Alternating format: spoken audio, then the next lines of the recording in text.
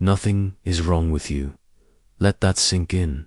You're not broken. You're not damaged. You're not incapable. You're not cursed by bad luck or born without talent. And that's exactly the problem. Because when something is clearly broken, it demands attention. When something hurts deeply, you act. When your life collapses, you rebuild. But your life hasn't collapsed. It's just comfortable. Comfortable enough to tolerate. Comfortable enough to survive. Comfortable enough to delay becoming who you could be. You wake up every day and nothing feels urgent. There's no fire, no crisis, no rock bottom, just a slow rhythm of average. And average is dangerous, because average doesn't scream at you, it doesn't shake you, it doesn't force you to change. It whispers, you're fine. It whispers, you're still young. It whispers, you have time. And time feels infinite. Until one day it isn't. You scroll, you consume, you distract yourself. You promise tomorrow will be different. But tomorrow arrives exactly like yesterday, and nothing feels wrong enough to demand transformation. That's why you stay stuck.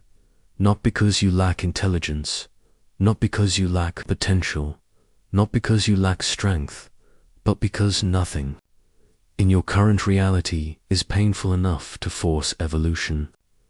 Pain creates movement. Loss creates hunger. Failure creates urgency. But comfort creates delay. Comfort allows you to negotiate with your future.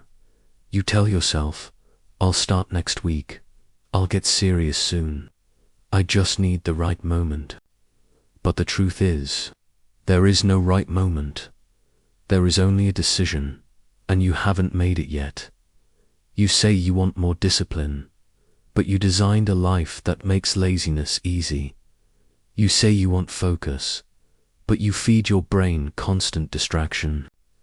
You say you want to grow, but you avoid environments that expose your weakness. Nothing is wrong with you. You're just living below your capacity. And living below your capacity doesn't feel dramatic. It feels normal. That's what makes it so dangerous. Because you adapt to it. You adapt to being slightly tired, slightly distracted, slightly inconsistent, slightly undisciplined, and slightly becomes your identity. Years pass, not in chaos, not in tragedy, just in repetition. Wake up, work, scroll, sleep, repeat, and deep down there's a quiet voice. Not loud, not desperate, just subtle. It asks, is this really it? But you silence it with entertainment, with excuses, with comparison, with comfort. You don't feel like you're wasting your life. You feel like you're preparing, like you're figuring it out. But preparation without action becomes procrastination. And procrastination, disguised as patience, is one of the most dangerous traps. Nothing is wrong with you. You are capable of more. But you haven't raised your standards high enough to demand more. Your standards decide your reality. If your standard for discipline is sometimes you'll get inconsistent results. If your standard for effort is when I feel motivated, you'll stay average. If your standard for growth is when it's convenient, you'll never stretch your limits. The truth is, you don't need motivation. You need friction. You need pressure. You need goals that scare you. You need habits that challenge your identity. Because growth is not automatic, it's intentional. The world will not push you past average. In fact, it rewards average. It rewards comfort. It rewards distraction. It gives you just enough pleasure to stay. Still, just enough validation to feel okay. Just enough progress to avoid panic. But not enough pain to transform you. That's the trap. You're not failing. You're coasting. And coasting feels safe.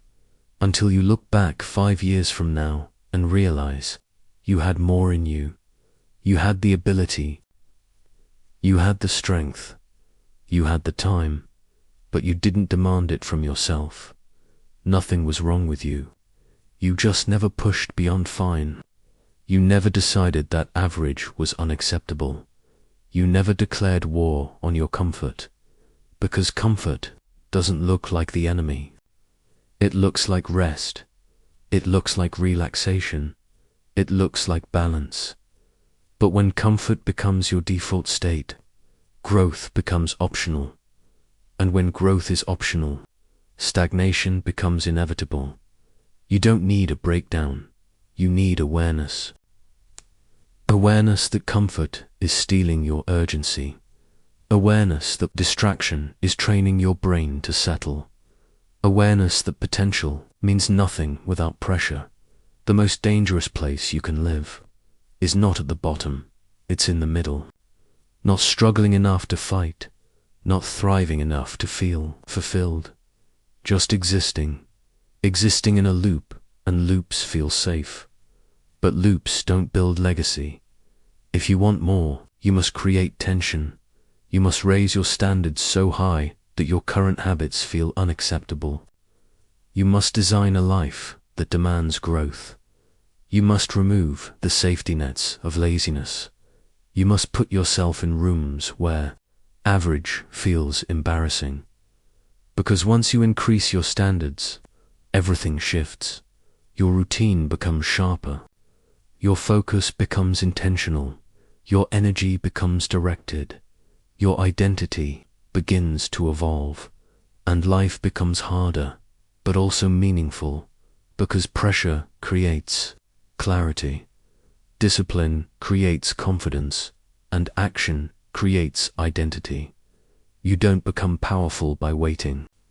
You become powerful by deciding right now, not because something is wrong, but because staying the same is no longer acceptable. Nothing is wrong with you.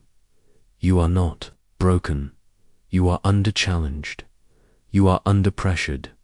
You are and that is something you can change today, not when life forces you, but when you choose to force yourself, because the difference between average and exceptional is not talent, it's standards, and until you raise yours, you will continue living a life that feels fine, but was meant to be extraordinary.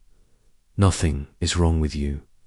That's the problem, and it's also your greatest opportunity. Now decide.